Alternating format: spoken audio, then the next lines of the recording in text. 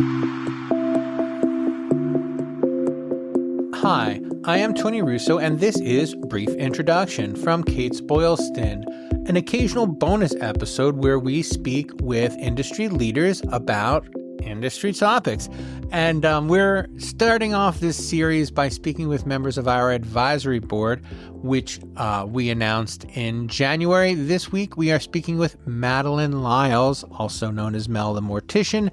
She is a fantastic and effervescent presence, both in person and, as you'll hear in a second, in audio.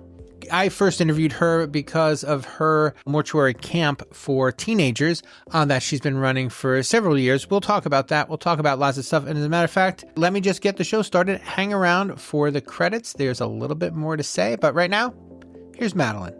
So this is your second time on the podcast. I had the pleasure of talking to you about not only your business, but about some of your community outreach. But for anybody who missed that show, can you introduce yourself and tell us who you are and tell us about your business and of course your outreach, because that's a very exciting aspect of what you do. Yeah. First of all, thank you for having me on again. It's always a pleasure to speak with you. I am Madeline Lyles, also known as Mel the Mortician. I'm from Memphis, Tennessee. I am a licensed funeral director and embalmer here in Tennessee, as well as Mississippi and Arkansas. I am co-owner and founder of Afterlife Mortuary Services, where we provide full funeral services to the community, as well as national shipping and preparation of decedents to our colleagues. Our outreach that we have is the Funeral Services Education Camp. It's been going on now for 6 years strong, and so we're really grateful for that. It's a program where we have 2 weeks with youth and young adults who are interested in working in death care, as we call it. So not just funeral services, but forensics or homicide investigation, organ donation, land owners for cemeteries and different things like that, cremation ownership or operation. Anyone who wants to work in a profession that cares for decedents and work in conjunction with the funeral home, we give them hands-on experience and introductions to those professionals who are currently working in those fields.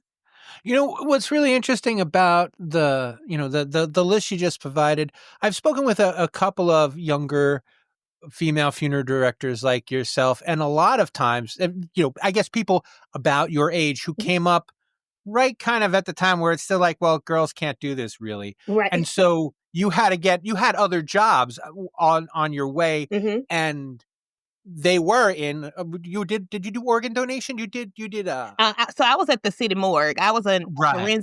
forensic technician for 5.5 years at our Shelby County Medical Examiner's office.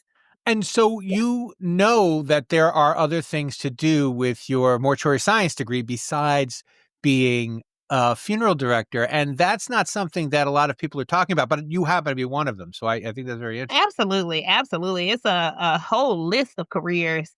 You'd be surprised, even all the way to like stonework, for headstones. People are still getting erected headstones created like as monuments, so you're gonna be Mhm. shaping these monuments or these headstones as the decedent was. And, they're pretty elaborate, beautiful pieces that they create. And so that's another career. But it's a whole lot to be involved in within funeral services and death care. And now, if I recall, you've also had a couple of your students have gone on to mortuary school. Did you have your first graduate yet? Are you close to that? Yes. Well, the closest one now is Madison. She is now in the second portion. So she should be graduating, I think, in the spring. So we're really proud of her. And then we have 2 other young ladies who are in mortuary science as well. So they're coming along pretty good. And the young man, Davin, he actually relocated to Florida.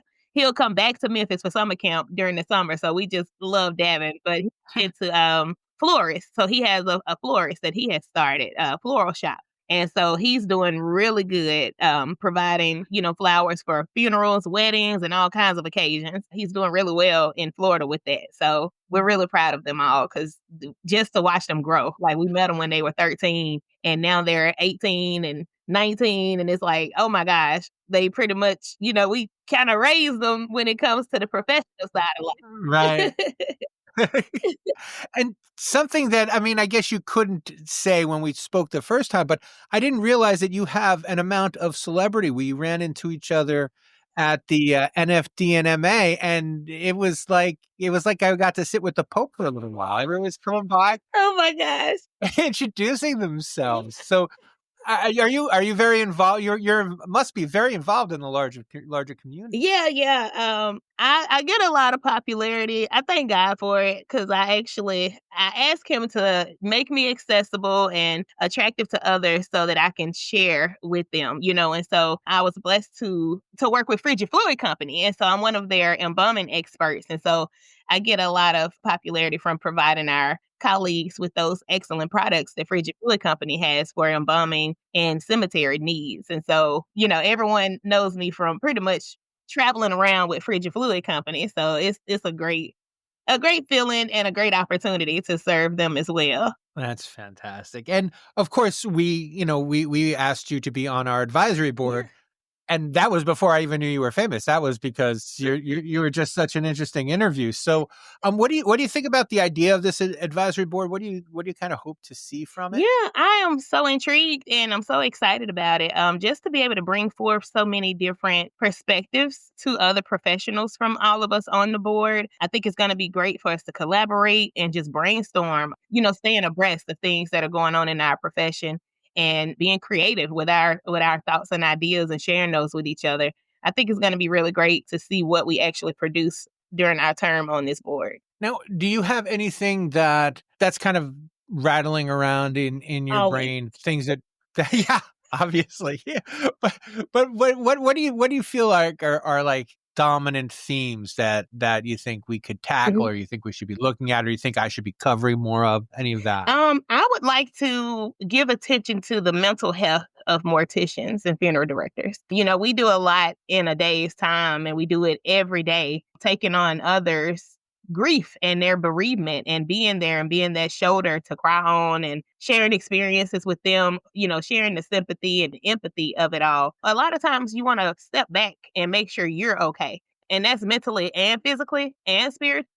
Mhm. And I know with the spiritual aspect, that can get kind of touchy because everyone has their own walk of life, but definitely on the physical and mental, I would like for us to give some attention to those aspects of us as beings, you know, because we have those emotions and we have muscles and bones that ache and everybody's aching. So we do a lot. It's a lot of manual labor as well as the mental strength that you need. And so I've always wanted to do something like, and I'm still trying to figure out how to do it. I would love for us to have like a large, and I guess we could do it like at a conference or a convention, but have like a room and a space where we can just kind of release, you know, and also receive like massages for morticians or something like that. And and I was thinking like we could do it. It could be very feasible because we could get like a massage therapy school. You know, the students need credits, so Right? yeah, they could come and do it for free, give everybody massages. And so, you know, and go over some things like that, like stretching, do a little exercise, walking in space, you know, and just doing something together to make sure we're wholesome individuals collectively, you know, it's something to take back home with them to practice as well. You just kind of rang my bell. I'm thinking like, what about like isometrics? Like this is how this is how you lift a body, but this is how you lift a body and Mhm. also, improve improve your strength, or improve your Right. back, or Because improve right ways. I was Go gonna ahead. say, because I've been a mortician now 17 years and I still don't know. I still don't understand what people say when they say lift with your legs or with your knees. I'm like, what does that mean?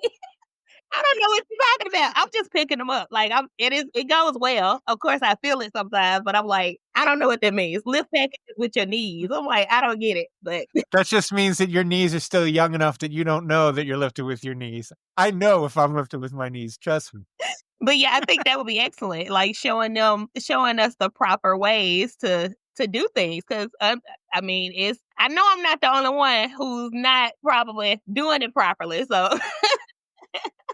but yeah, just those That's types of things that help prolong your health and, you know, your stability. So I think that would be great to incorporate. and I don't want to put you on the spot, but do you happen to know Kim Zvratny?